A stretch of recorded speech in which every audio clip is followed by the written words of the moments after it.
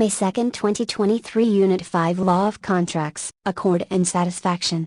Anticipatory breach. Assignment of contract. Bilateral contract. Breach of contract. Commercial frustration. Contract of adhesion. Divisible contract. Duress. Emancipated minor. Estoppels. Executed contract. Executory contract. Express contract. Illusory contract. Implied contract. Judgment. Lacus. Liquidated damages. Menace. Novation. Option. Parole evidence rule. Quasi-contract. Right of first refusal. Seals. Statute of frauds. Third-party beneficiary. Time is of the essence. Undue influence. Uniform Electronic Transactions Act, UETA. Unilateral contract. Valid contract. Voidable contract. Void contract. Waiver. 1. What is a bilateral contract? A sense a contract where both parties exchange promises and are bound to fulfill those promises. 2. What is an anticipatory breach? A sense or breach of contract that occurs when one party communicates to the other that they will not perform their obligations under the contract before the performance is due. 3. What is commercial frustration? A sense a legal doctrine that excuses performance under a contract if an unforeseen event occurs that makes performance impossible or impracticable. 4. What is an assignment of contract? A sense the transfer of rights and obligations under a contract from one party to another. 5.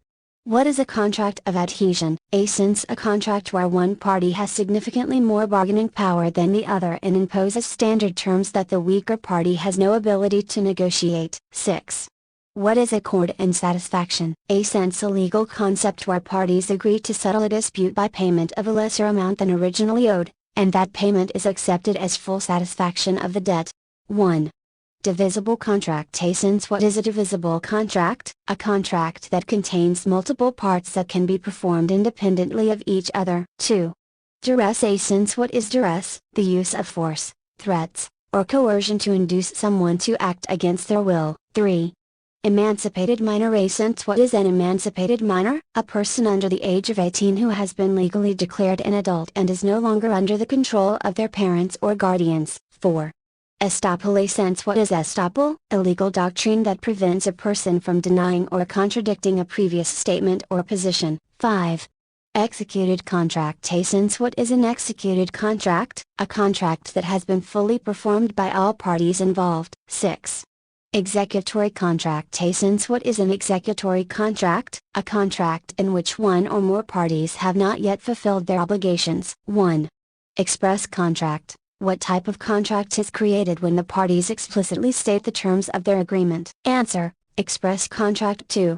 Illusory contract. What type of contract is created when one party appears to make a promise but is not actually bound to fulfill it? Answer: illusory contract. 3.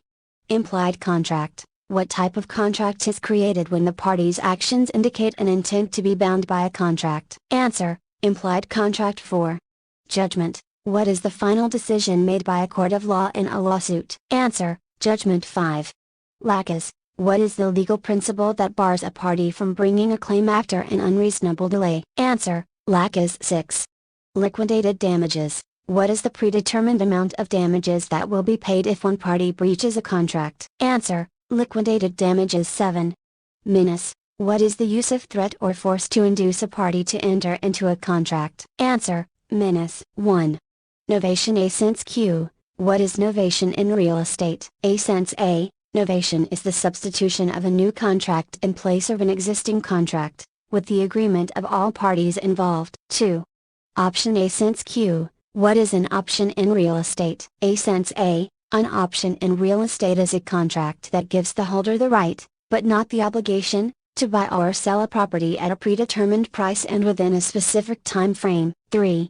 Parole evidence rule. A sense Q. What is the parole evidence rule in real estate? A sense A. The parole evidence rule in real estate is a legal principle that limits the use of oral or written statements made outside of a written contract to alter, contradict, or add to the terms of the written contract. 4.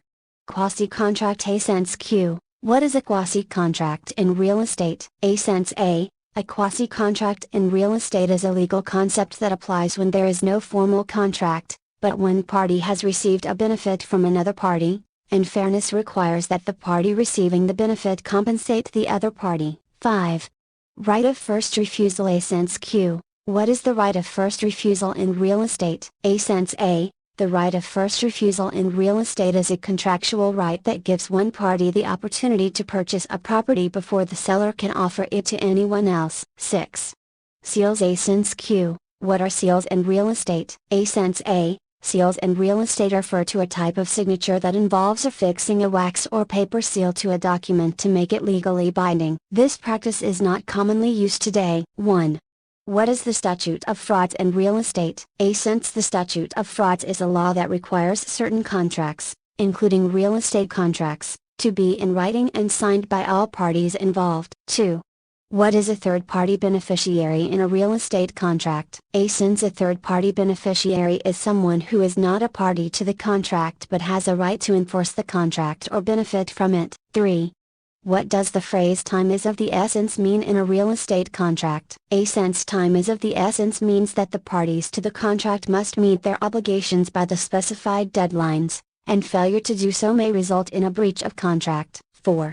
What is undue influence in a real estate transaction? A sense. Undue influence is a situation where one party uses their power or authority to unfairly persuade or pressure the other party into entering into a contract. 5.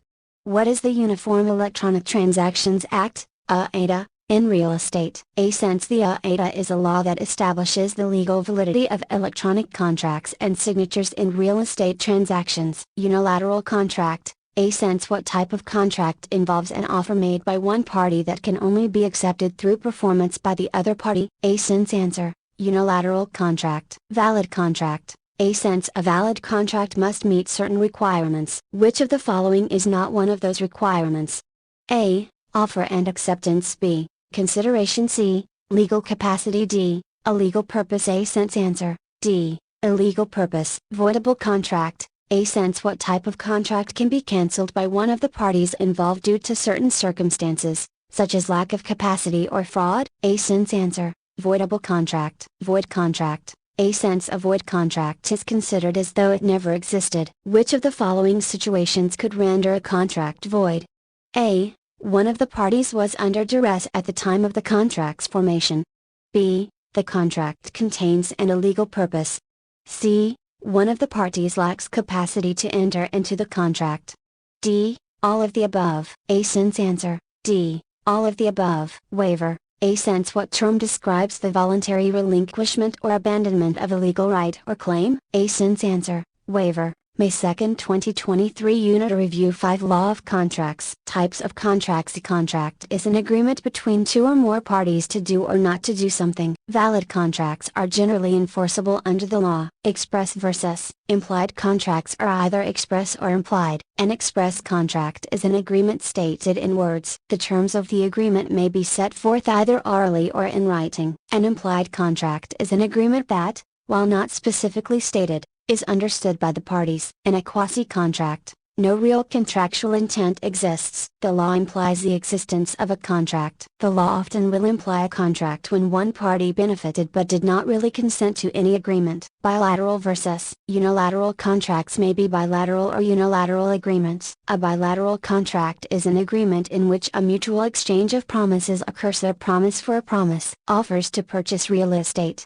when accepted, form bilateral contracts. Exclusive right to sell listings are bilateral contracts. A unilateral contract is a promise for an act. One party makes a promise to induce another party to act. An open, non-exclusive listing is a unilateral contract. Executory versus executed. A contract is either executory or executed. An executory contract is one that has not yet been fully performed. An executed contract is one in which everything that was required to be performed has been performed. Essentials of a valid contract. For a valid contract to exist, 4 elements are necessary. 1. Competent parties. 2. Mutual consent. 3. Legal purpose. 4. Consideration. Valid contracts generally are enforceable. Competent parties. A minor is anyone under the age of 18. Contracts for the purchase or sale of real property entered into by unemancipated minors are void. A void contract is the same as having no agreement at all because the agreement does not bind either of the parties to it. An emancipated minor is an exception to the general rule that minors cannot contract for other than necessities. Emancipated minors can contract as adults and cannot disaffirm their contracts. At an auction,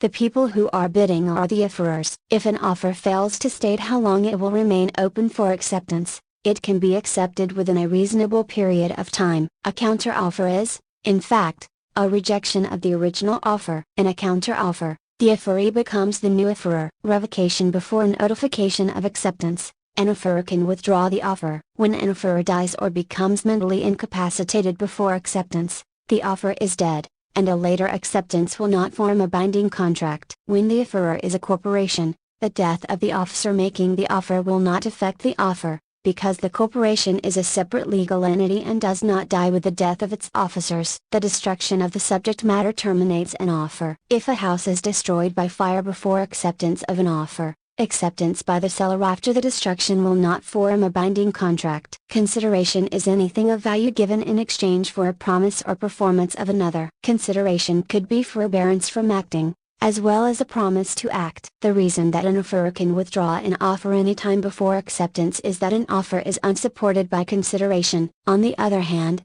the presence of consideration requires that the offerer keep the offer open. In an option, the optioner receives consideration from the option so that the offer cannot be withdrawn. A void contract is one that never had any legal existence or effect. A void contract cannot be enforced. It is treated as if it were never made. A contract that lacks one of the 4 required contractual elements is void. A voidable contract is a valid contract unless or until voided. What this means is that a wronged party has the right or election to void the contract or let it stand as an enforceable agreement against the wrongdoer. Fraud is an intentional misrepresentation of fact by words, conduct, or concealment that is intended to deceive another to act to their detriment and that does in fact so deceive the other party. Making false statements without knowing whether they are true also could be considered fraud. Misrepresentation is a civil wrong that differs from criminal fraud in that it is not intentional. While there are no criminal penalties for misrepresentation, it, like criminal fraud, makes a contract voidable and may induce civil damages. People who honestly believe that their false assertions of fact were true but had no reasonable grounds for this belief will have committed the tort of negligent misrepresentation. Duress generally is regarded as force. The wrongful confinement of a person or detention of property is duress. Menace is the threat of l. confinement of a person, 2. detention of property, or 3. injury to the person, property, or character of another. A contract made under duress or menace makes the contract voidable at the election of the injured party. Undue influence is improper persuasion based on the relationship of the parties whereby one party is really not acting with free will. An example might be a nephew's persuading an elderly uncle to transfer property to him for a token consideration. Contracts entered into because of undue influence are voidable. An option is a contract to make a contract. The optioner, the owner, gives the option, potential purchaser or lessee, the right to buy or lease the property during a stated period for a specified price and terms. An option is a contract and as such requires consideration be given to the optioner. The consideration must actually change hands. A right of first refusal differs from an option in that the prospective buyer is not given the absolute right to purchase but only the right to match an offer from a third party. Innovation is an agreement to substitute. Usually, it is the substitution of one party for another party under the contract. The prior party, in that case, would be relieved of all obligations under the contract. A tender is an offer to perform. Compensatory damages are awarded to make the injured party whole. They are financial compensation for the loss suffered. Punitive or exemplary damages. These damages are awarded in addition to compensatory damages to punish the wrongdoer. Liquidated damages are agreed to at the time of contracting. Typically, purchase agreements call for the forfeiture of the down payment as liquidated damages in the event the buyer defaults. Construction contracts often have a per day charge as liquidated damages in the event of a delay in completion. Specific performance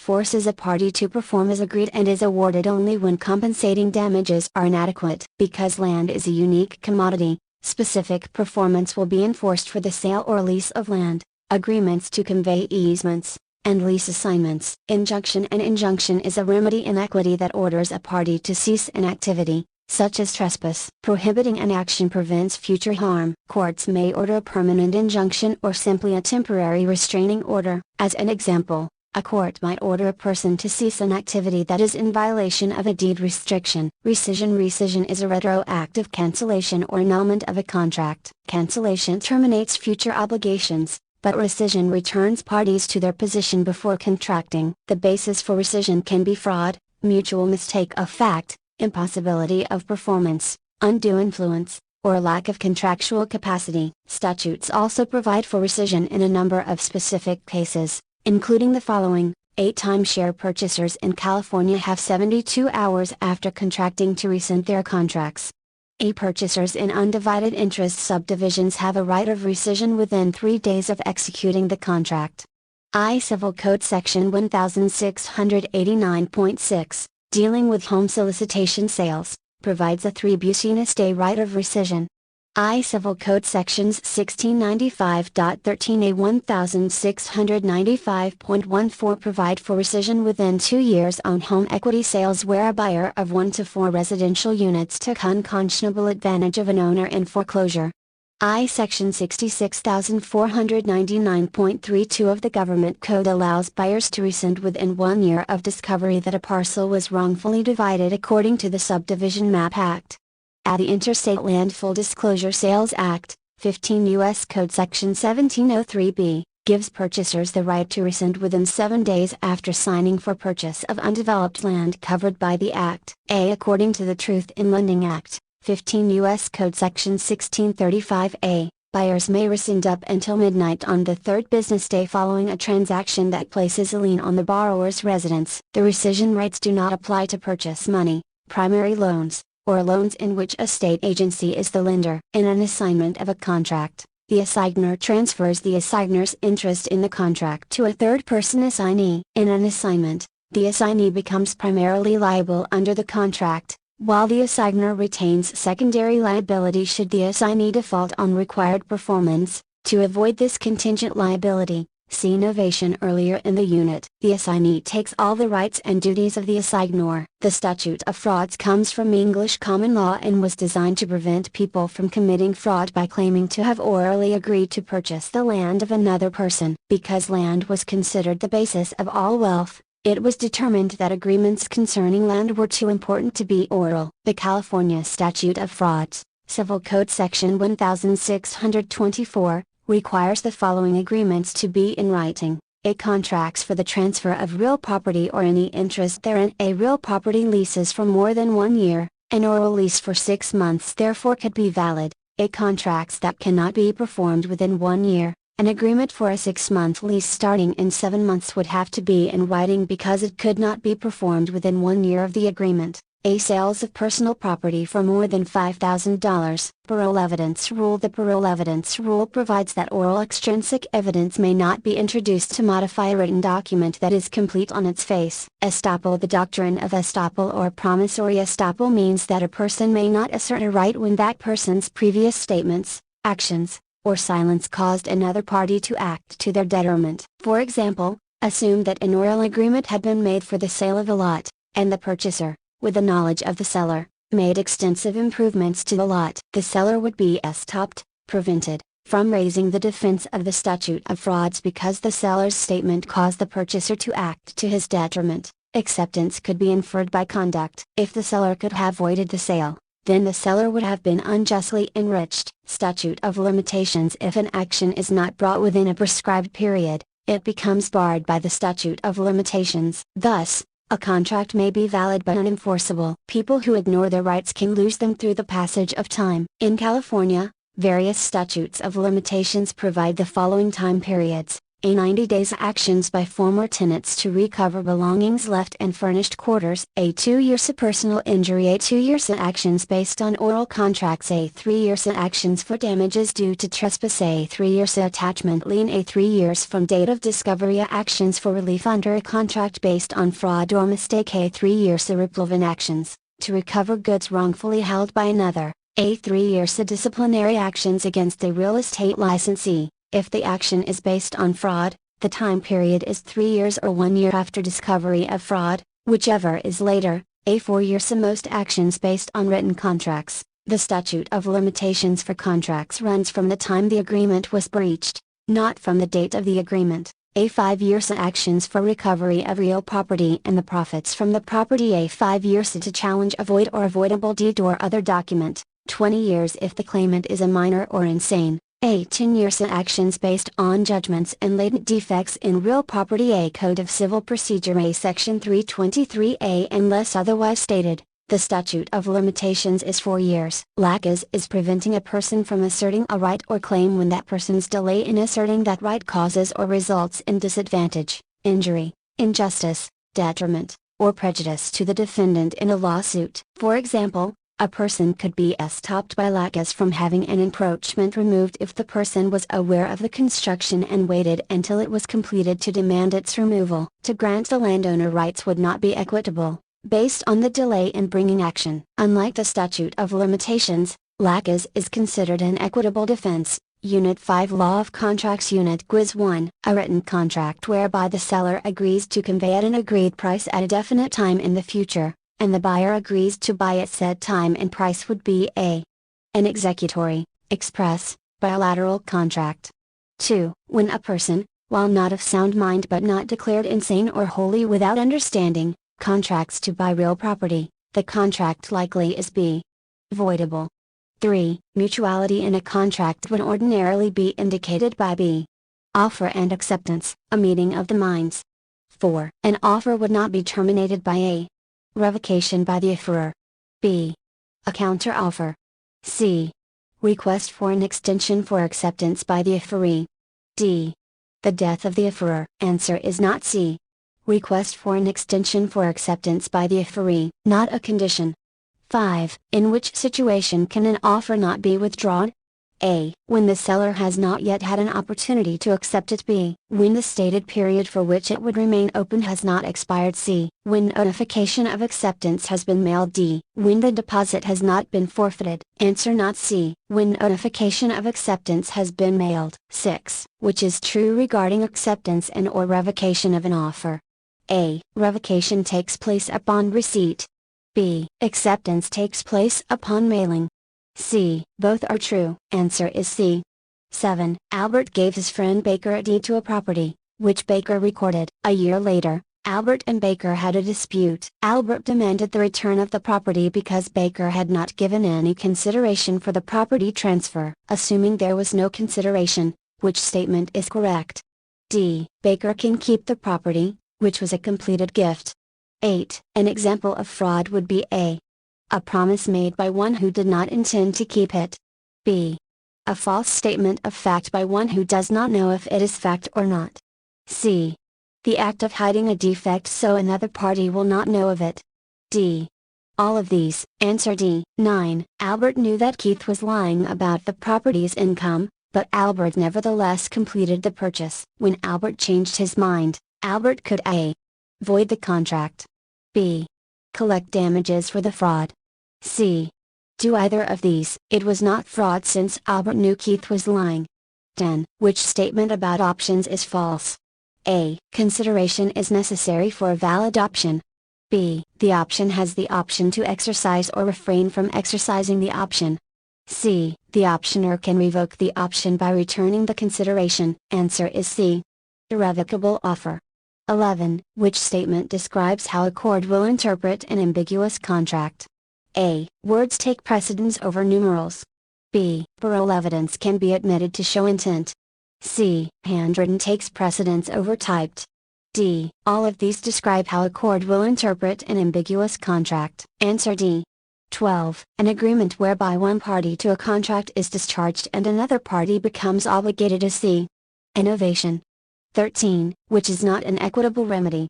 A. Reformation. B. Compensatory damages. C. Rescission. D. Specific performance. Answer not B. Compensatory. 14. Forfeiture of agreed damages in a contract is known as C. Liquidated damages. 15. Liquidated damages on a duplex that the buyer intended to occupy called for the forfeiture of a $10,000 deposit on a $100,000 purchase price. After the buyer's default, the seller must return B. $7,000. Because buyer intended to occupy a 1 to 4 unit property, damages are limited to 3% of purchase price. 16. The fact that every parcel of real estate is unique is the reason for the remedy of a specific performance, so money damages may not be adequate. 17. When, after close of escrow, the purchaser discovered that the seller's broker had materially misrepresented the income, the purchaser could a. Sue for rescission. B. Accept the property as is. C. Sue the seller and the broker for damages. D. Do any of these. Answer D. 18. Which is true regarding the difference between waiver and rescission? A. Waiver leaves the parties as they are. B. Rescission puts the parties back the way they were. C. Both are true. Answer C. 19. Which is not a requirement of every valid contract? A. Consideration. B. Meeting of the minds. C. Writing. D. Legal purpose. Answer is not C. Writing. 20. An oral real estate lease for 6 months starting in 6 months is A. Valid, can be performed within 1 year. 21. After Albert agreed orally to sell to Smith, Smith made extensive improvements to the property with the knowledge of Albert. Albert now refuses to sell because the sales agreement was oral. What will be the result? B. Albert must sell, because of the doctrine of estoppel. 22. The passage of time can make a valid contract C. Unenforceable. Valid but unenforceable. 23. In California, the statute of limitations for verbal contracts is A. 2 years. 24. Losing a right because of failure to assert it in a timely manner is known as B. Laches. 25. Which is a true statement about judgments? A. They are good for 10 years. B. They can be renewed. C. When recorded, they create a general lien in the county of recordation. D. All of these statements are true. Answer is D.